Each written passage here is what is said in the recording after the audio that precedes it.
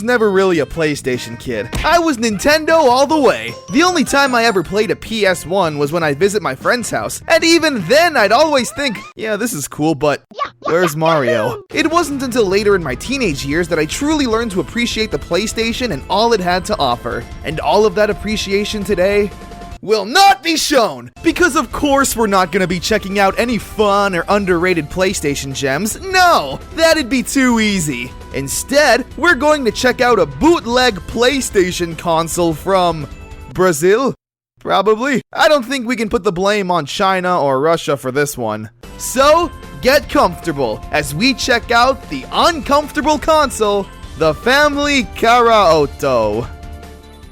So yeah, this is the Family Karaoto. Videojuego interactivo? Whoa, no one told me this was an educational product. I'm learning Spanish? Portuguese? I don't know, I'm sorry. Oh nice, it also comes with a gun! Yeah, no ifs, ands, or buts. It's not even the kid-friendly Nintendo Zapper. No, that's a pistol! I'm really curious now as to what games are on this thing. Or maybe I'm not, because the Family Karaoto has the 8 bits, which is lame. That's what the NES had, and you're telling me this PlayStation 1 ripoff can only do Famicom games?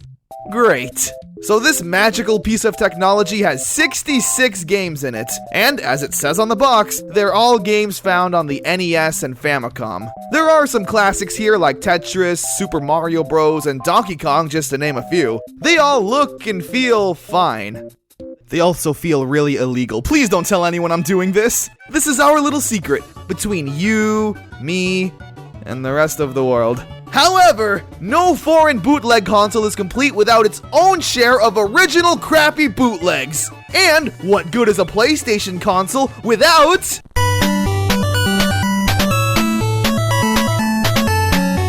Crash Bandicoot?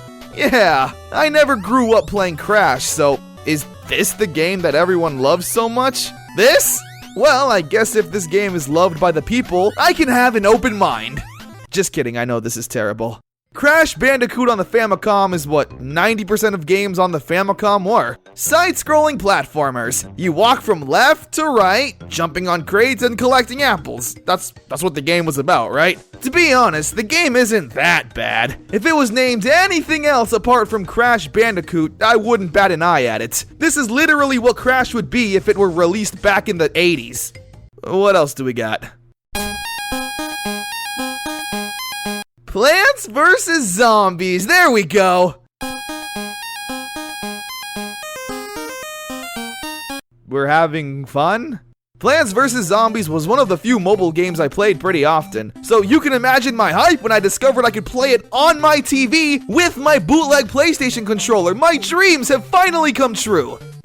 I got some weird dreams. It's kinda hard to mess this game up. You're literally just grabbing items and placing them on the board. After that, the game pretty much plays itself. But they still managed to mess something up! Mainly the AI. These zombies are so slow. You're most likely gonna spend a lot of time thinking, what's this plant do? What is this taco for? And where did this game even come from? Oh my god, you won't believe it. I take back everything. I love this game. Okay, up next is Brush Road. Jesus Christ almighty! You alright? You are absolutely hideous. Don't wink at me! Does anyone have Huang Xinwei's number? I just want to talk. Hey, wait a minute. We're playing as a colorful blob, and it's our objective to cover up this entire map with our orange ink. Are we playing an early concept for Splatoon? Brush Roller! Which, by the way, fantastic name. Yeah, even these little blob creatures look like inklings. What we have to do is cover up the entire board with our ink. Aesthetically, it's pretty reminiscent of Pac-Man, to be honest, complete with these two other inklings trying to stop you. Now, the game is fun and all, sure, but I'm more interested in what the heck is all going on here? What exactly is this location that involves 2 cats, a bird in a tree, and a car? Anyway, this game is fine. In something like Mario Party, this game works because you only need to play it for like 60 seconds. Anything longer than that is definitely not happening. So let's switch gears to Duck Hunt. Yeah, good old classic family-friendly Duck Hunt. Okay, so do we want one Osama or two Osamas? Hold on a second.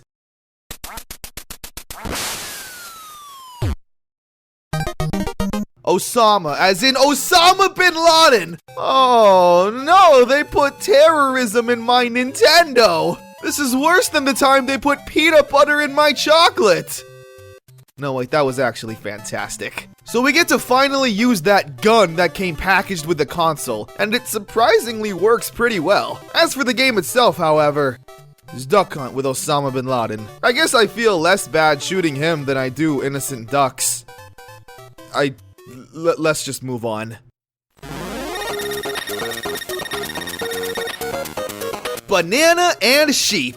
I can apparently start or pass. Personally, I'd love to pass on this game, but for the sake of science, I need to find out what this connection between a banana and sheep really is. After doing some research, however, it turns out that this game is quite the anomaly. You see, all the text in this game is German, which is very appreciated by a non-German speaker. But this is a hack of a game originally called Banana Prince, and is now turned into something called Pleasant Goat, which is a Chinese cartoon series. It has some really nice looking art, and the cartoon itself is...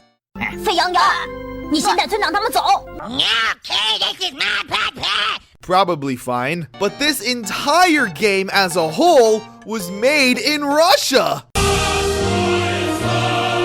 Yes, a Russian hack of a Chinese cartoon full of German text on this Hispanic PS1 console. This is the biggest crossover the bootleg world has ever seen. The game is a traditional 2D side-scroller. I mean, again, it's all the NES really had to offer back in the day. I've played so many weird Famicom bootlegs that it takes a bit more than this to really give me the spooks. Yeah, there's a weird green banana boss and evil corn, but at this point, I'd be upset if I didn't see that. There's also random quizzes that are thrown in where you need to select the correct answer. At least I think that's what these are. Again, I'm just a stupid waffle who barely speaks English. So calling all Germans to translate, please.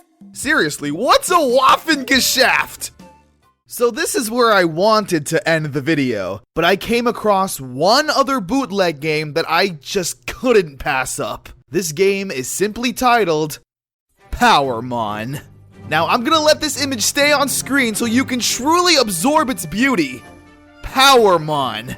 Made for my Windows 95 and 98 PC. Well, gee whiz, I sure hope I have something strong enough to play it. Now we're talking about this because when I bought the game, it came in a PS1 jewel case. Just, what am I looking at? Pikachu with hair? Super anime eyes Meowth? Slowpoke's head on a Metapod body? This is truly one of the most cursed game box arts I've ever seen.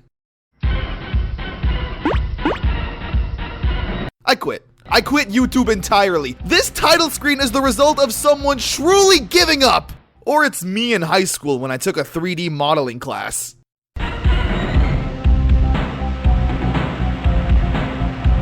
Alright, you know what? Video games are officially cancelled. And stop looking at me like that! I'm truly stunned at what my eyes see here.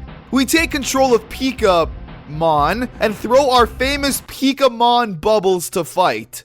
Fighting, you know, that thing.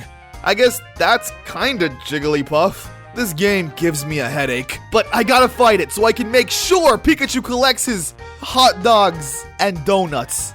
So this game is a platformer, technically speaking. Try your best to make it to the end of the level without throwing up. Hey, is that Mount Fuji back there? Man, this game has some great graphics. Now, hey, you know I would absolutely love to talk more about this game, but I reached a point in the first level where my game literally gave up and just crashed. My PC couldn't handle Maan.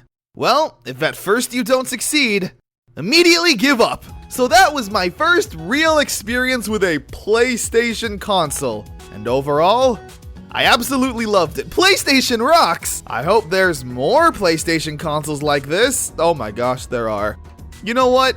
I changed my mind. Please save me and bring me some chocolate milk. That sounds great right now. Extra chocolate, please. hold the terrorism.